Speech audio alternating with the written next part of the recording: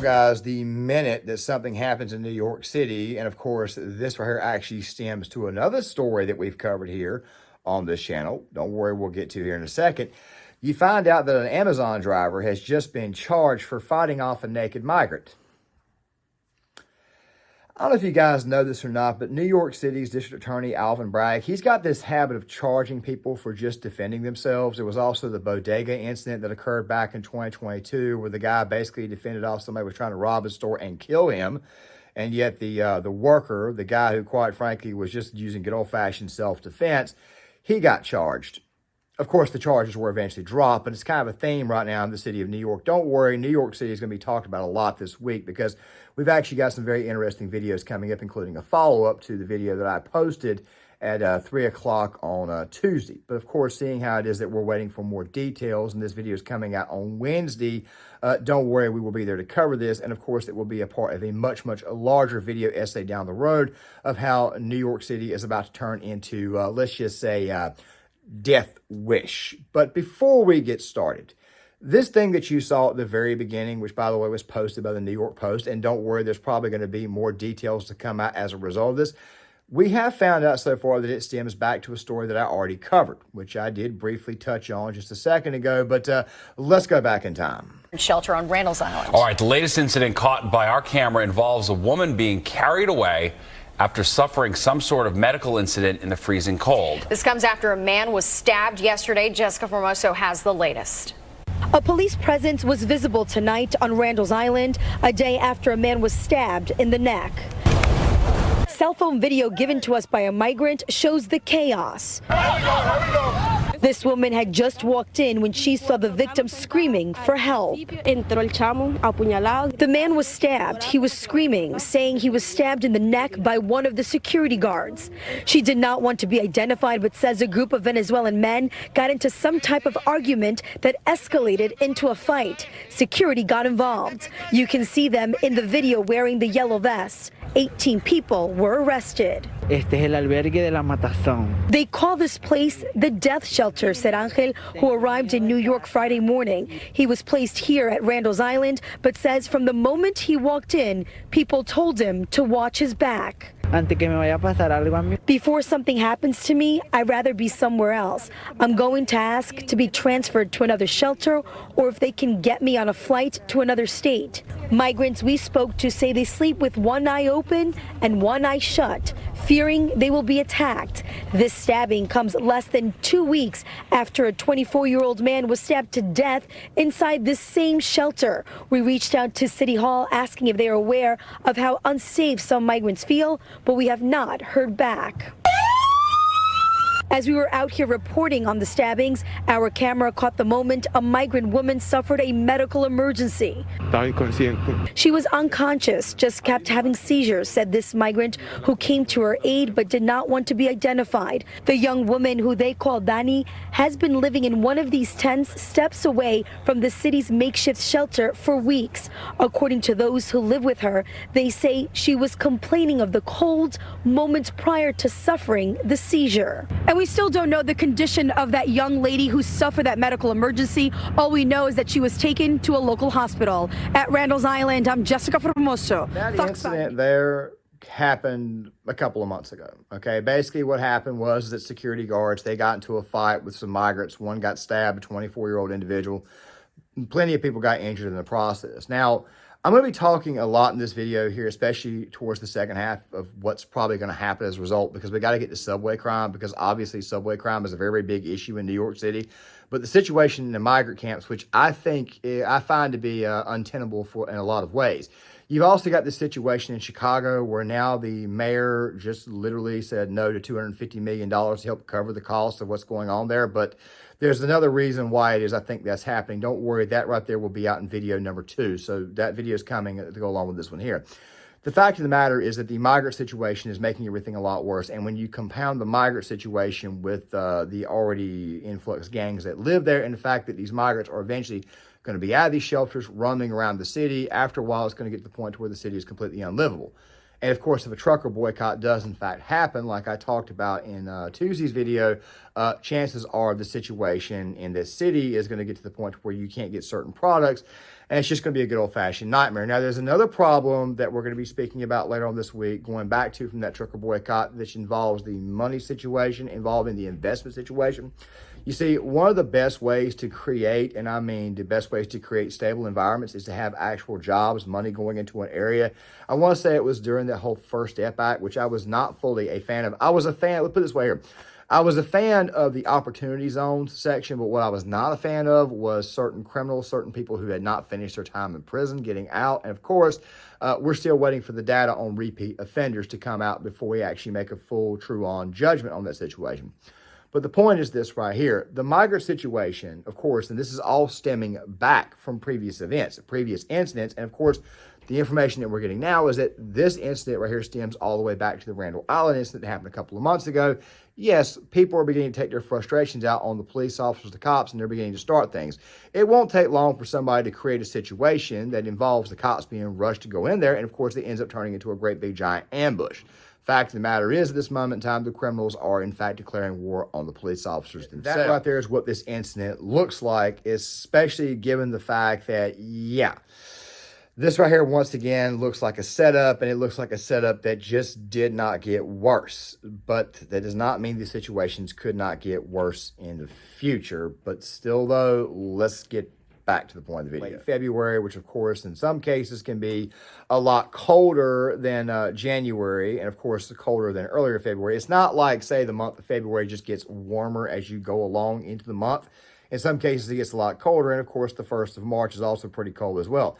Even in a city like, say, New York, which of course is above the Mason-Dixon line, it doesn't start to get warm until roughly mid to late April. If you are a New Yorker, please comment in the comment section. If I'm off by any measure, please tell me. But of course, this is just going through the experience that I have dealing with friends who actually live in the area, who, by the way, still live in the state. Of course, most of them have moved out of the city, and they've moved in closer to, let's just say they've moved in a little bit further upstate. Orange County, eventually even up to Saratoga, Albany, even Utica, in some cases even Syracuse. But of course, we now have this thing about the, let's just say the court case where Judge Engelrod decided that he wanted to lay a $300-some-odd million fine on a former president, claiming that he falsified his business statements or he falsified the value of his properties, which is something that, quite frankly, is not uncommon, and of course will get struck down by the Supreme Court, the state Supreme Court on appeal. It looks to me like New York City, New York State as a whole, is about to become a bigger crap hole than what it already is. By the way, I don't say that to be mean to New Yorkers. I don't say that to be mean to anybody from New York. I've talked to a lot of people from New York who claim the exact same thing. It's gotten completely and totally uncontrollable. I have 2 brand new New Yorkers who just moved into my neighborhood. Not going to tell you where they're from, not going to tell you their names or anything like that. But of course, seeing this comment here in my comment section on the video that I did on Stephen Colbert, which of course you guys know me, I don't place names or subscriber names in my video. Of course, if you guys want to pause this video and read it, I advise you guys do. So it seems like people are creating some form of apathy, which of course took the words out of my mouth because, quite frankly, I wanted to do a video on the apathy that, quite frankly, is being created.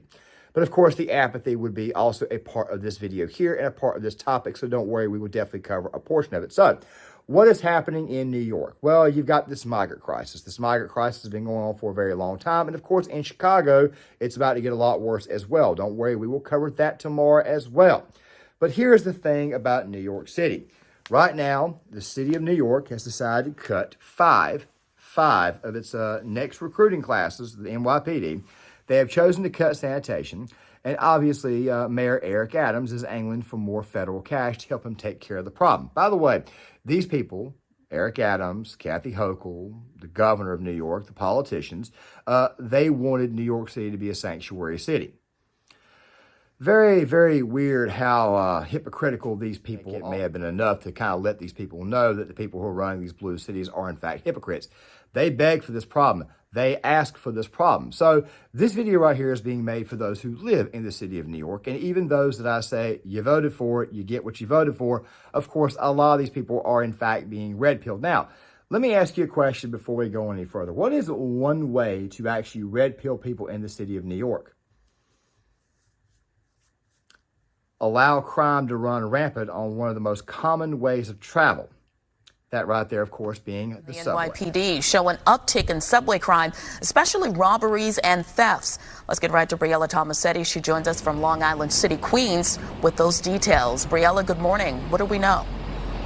Yeah, Tashani, good morning to you. There have been a lot of violent incidents here at the Queensboro Plaza station over the past week. A Brazilian tourist was stabbed in the neck here soon after a man was hit in the head several times with a metal pipe. The NYPD has added more than 1,000 additional officers to its subway patrols every single day to try and combat this ongoing issue. Gang, that right there was roughly only 40 seconds, but of course there is also a lot more to come in this video, especially when it comes to the topic of the subway. Now, back in 2021, 2022, I was thinking about certain ideas for the channel. Of course, I'm going to be explaining a little bit more at the end of the video what I've kind of decided to do. And of course, one of the things I was going to explore was certain films, certain movies, movies like, say, Soylent Green, Dystopian Societies, Blade Runner, stuff like that. Video games, of course, why it was that this story was actually a warning. Something like, say, like The Last of Us was a warning. A Clockwork Orange was a warning. But then again, there's also a guy who's got a channel out there called Moon where he discusses movies like that. But don't worry, that channel is still yet to come. One of the stories that I wanted to use, or one of the films that I wanted to use, was the first Death Wish movie. The reason why is because if you've ever seen the first Death Wish movie, the original one with Charles Bronson, and don't worry, I thought the Bruce Willis version was actually pretty good too. Too bad it didn't really get any actual praise. But then again, though, given the fact that we are living in a society with an extremely biased liberal media, you'd probably understand why it is that a film like that might not be popular today, but definitely prophetic. Basically, in the story, what happens is Paul Kersey, he is a doctor, and, not a doctor, he's an architect. In the newer version, Paul Kersey is a doctor, it's a surgeon. But in the older version, starring Charles Bronson, what happens is that his wife and daughter, they order groceries, they're brought to their house, and of course, a bunch of thugs. One of them, by the way, was played by a very, very young Jeff Goldblum. They go in, and let's just say that they assault, I have to say assault because of YouTube's algorithm, it's really the R word. They assault and end up killing Mr. Kersey's wife. They also pretty much destroy his daughter's ability to have a normal life. This comes up again in part 2. Very, very repetitive series, but a very good series too.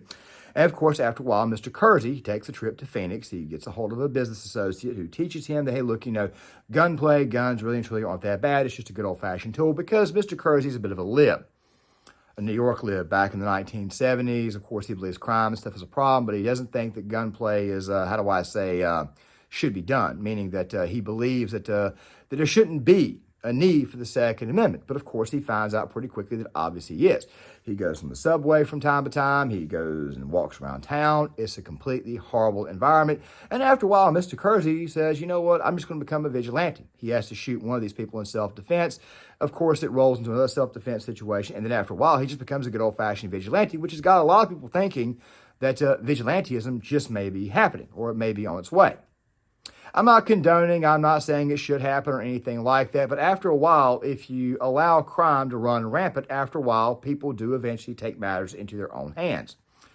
But then you get a story like this guy here that we're about to talk about, this right here incident occurred outside the subway. It occurred outside one of the subway terminals. You see, in New York, you've got subways, as I mentioned before, and you've got stairs where you walk down, you go to the subway, you wait to get on the subway. Sometimes you got to go through, sometimes you got to use a card.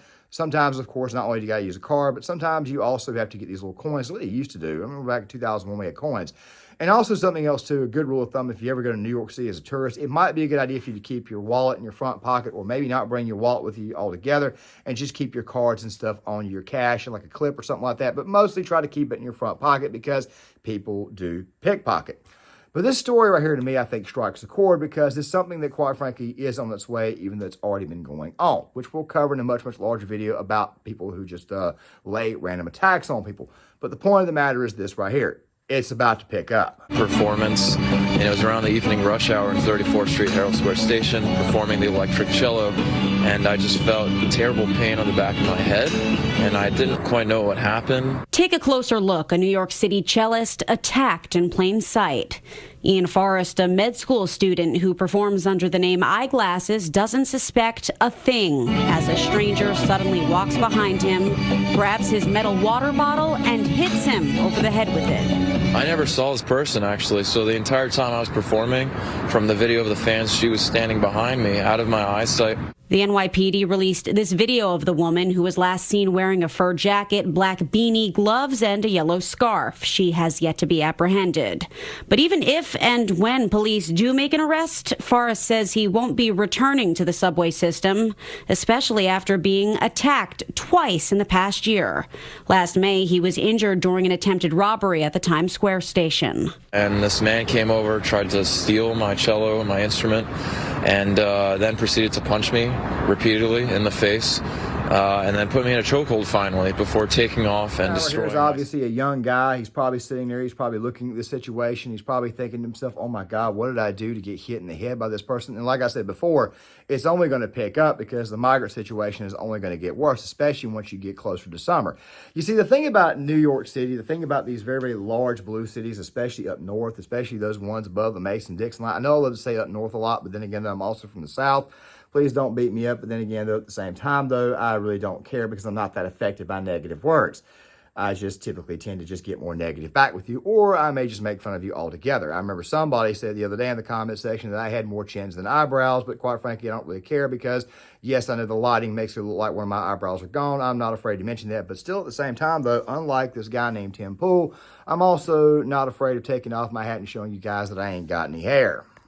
Back to what we were talking about.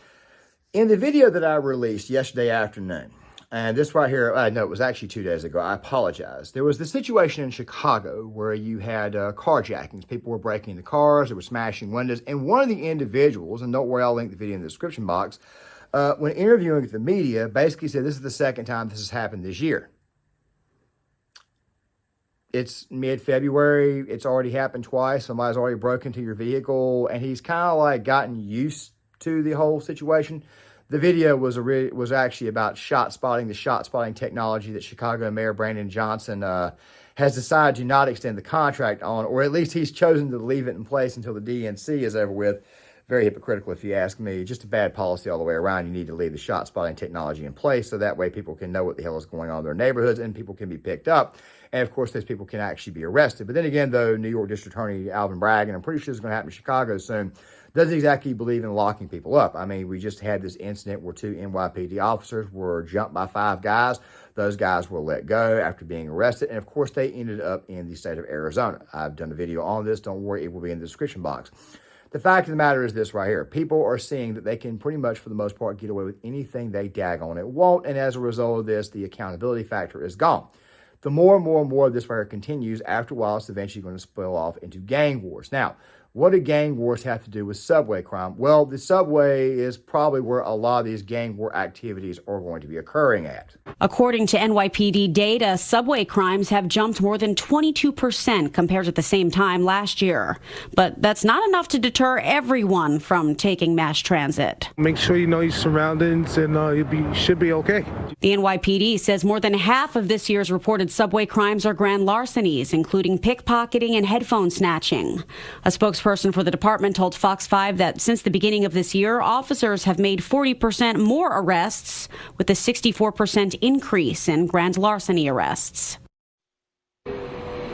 NYPD Crime Stoppers is offering a $3,500 reward for any information leading up to an arrest and the attack on that subway cellist. If you know, I mean, it's bad enough you got naked migrants who were drunk, who were running up to Amazon trucks and trying to pull people out and trying to rob them. And of course, Alvin Bragg, he wants to arrest these people. He wants to arrest the people for defending themselves. He wants to arrest another guy for simply putting a chokehold on somebody to calm them down on the subway, a guy who had mental issues. By the way, the mental health crisis in New York City is getting completely out of control. I mean, I saw a video the other day of a Spider-Man impersonator catching a guy who was butt-ass nude. But I mean, I would show you guys the video, but it would probably violate YouTube's terms of service. Maybe I'll get the tweet and put it in the description box for you guys.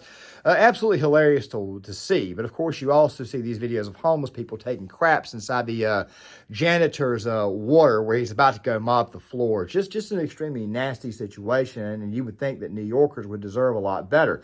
But seeing how it is that New Yorkers have got to use the subway to pretty much go everywhere in town, meaning that let's say that you're on 5th Avenue and let's just say you got to get uptown, maybe you're about 12, 13 blocks away. It's kind of a long walk. You only got about maybe 20 minutes to get there. You don't have the money for a cab, so maybe you might have to take the subway. Well, what happens when the subway eventually becomes, let's just say, infested with migrant gangs and also the gangs of New York City itself? After a while, you're just going to have gang wars and people are going to get caught in the middle. And that right there brings me to yesterday's video. You see, yesterday's video on the trucker boycott, well, for the most part, what I spoke about was the fact that if you cut the city of New York off from the mainland, if you actually cut the city off, if you actually ensure that products don't go to the city, because you have to take bridges, and I mean bridges to get from Staten Island to Manhattan, from Manhattan to Long Island, where Brooklyn and Queens are. Of course, the Bronx is actually pretty much north of Manhattan. Of course, you got Yonkers in that area, Hoboken, Heidecken, yeah, all these places in New York City that are there. If you're a New Yorker, please comment. If you cut the areas off and you don't allow people, or you don't allow certain goods to go into the city, or if you have delays, this right here is going to create a nightmare for the city of New York. I mean, it's already bad if the crime is insane. The city of New York can't sustain all the migrants. But then again, though, they also claim that they wanted them. All you got to do is look at New York City Mayor Eric Adams, who can't break away from the actual narrative. I mean, the last time he said something about it, Biden's DOJ was investigating him. May want to cover that story at a later date in much, much more detail when it actually gets finalized. A lot of these stories, by the way, I plan on covering. I want to wait till the finality of the situation, so that way I can do it in story form, because that's, for the most part, how I like to do my essays when I do them. The thing is this right here. Innocent people are going to get caught in the crossfire. You've got the city of New York right now saying no to sanitation, saying, look, not only is it no to sanitation, we got to cut that department. We got to also cut the police department to take care of all these migrants. But then you get this trucker boycott, which may occur, which, by the way, is going to make things a lot worse, because now you got product not coming to the city. As I've said before, these blue areas, these blue cities, especially these ones in the cities, they are consumer areas. Meanwhile, the red areas are producer areas. When those producer areas ultimately cut you off, do you honestly believe that the federal government is going to demand these producer areas to send product to your city, especially in these areas? No, they're not.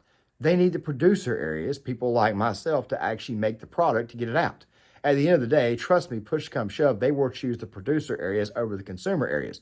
They don't appear to be doing that now, but what you guys don't seem to understand is that they're actually making your life a living hell. They're actually making it a lot worse.